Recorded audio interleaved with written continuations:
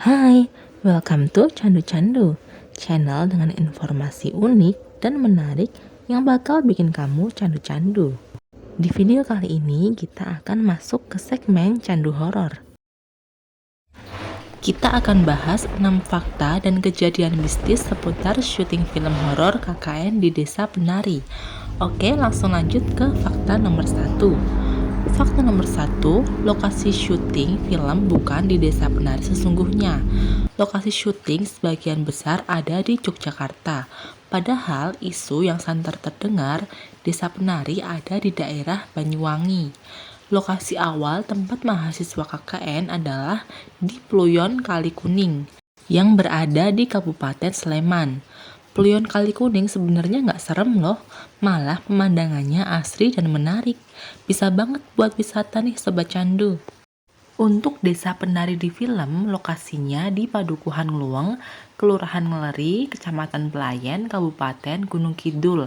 Tempat pentas seni para hantu berada di Joglo Wanagama yang juga berlokasi di Gunung Kidul, tidak jauh dari lokasi padukuhan yang digunakan untuk syuting. Fakta yang kedua, syuting dilakukan sejak 2 tahun yang lalu sebelum pandemi, jadi bukan baru-baru ini. Di Gunung Kidul, syuting hanya berlangsung selama 1 bulan karena terganggu hujan. Kalau nggak ada hujan sih mungkin bisa lebih cepat ya. Fakta yang ketiga, pemilik rumah tempat lokasi syuting meninggal setelah syuting selesai. Pemilik rumah bernama Bapak Ngadio meninggal beberapa saat setelah syuting selesai. Tapi meninggalnya bukan karena hal mistis kok Sobat Candu. Memang beliau ini sudah lama sakit ya.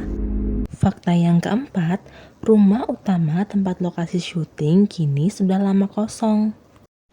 Setelah digunakan untuk syuting, rumah ini kemudian ditinggalkan. Rumah ini awalnya dihuni oleh Bapak Ngadio dan istrinya.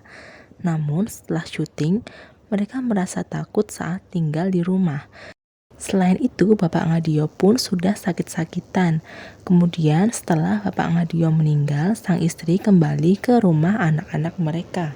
Fakta yang kelima, rumah utama tempat lokasi syuting memang angker.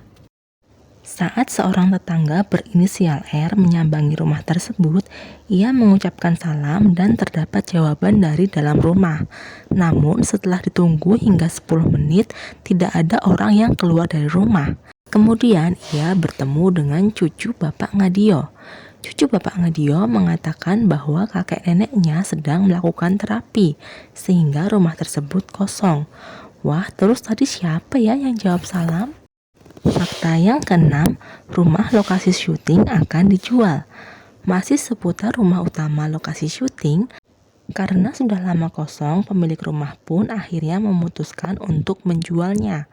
Nah, rumah yang dijual hanyalah bangunannya saja, tidak termasuk dengan tanahnya. Rumah berukuran 8 kali 12 meter ini dijual seharga 60 juta rupiah. Sobat Candu ada yang mau beli? Fakta yang ketujuh, terjadi 2 kali kesurupan saat syuting. Kesurupan yang pertama terjadi di rumah Bapak Ngadio pada salah satu kru. Bahkan kru tersebut harus dibawa ke rumah sakit karena mengalami masalah pernapasan. Kesurupan yang kedua terjadi di Joglo Wanagama. Saat itu semua kru dan pemain figuran sedang menunggu giliran syuting. Mereka pun menunggu di pinggiran sendang di mana banyak terdapat sesajen. Tiba-tiba salah seorang warga yang berperan sebagai hantu kesurupan. Untungnya hal tersebut dapat ditangani oleh seorang dukun yang memang selalu dibawa saat syuting berlangsung.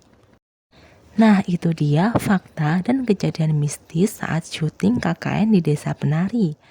Sampai jumpa di video candu selanjutnya ya. Jangan lupa like dan subscribe. Terima kasih.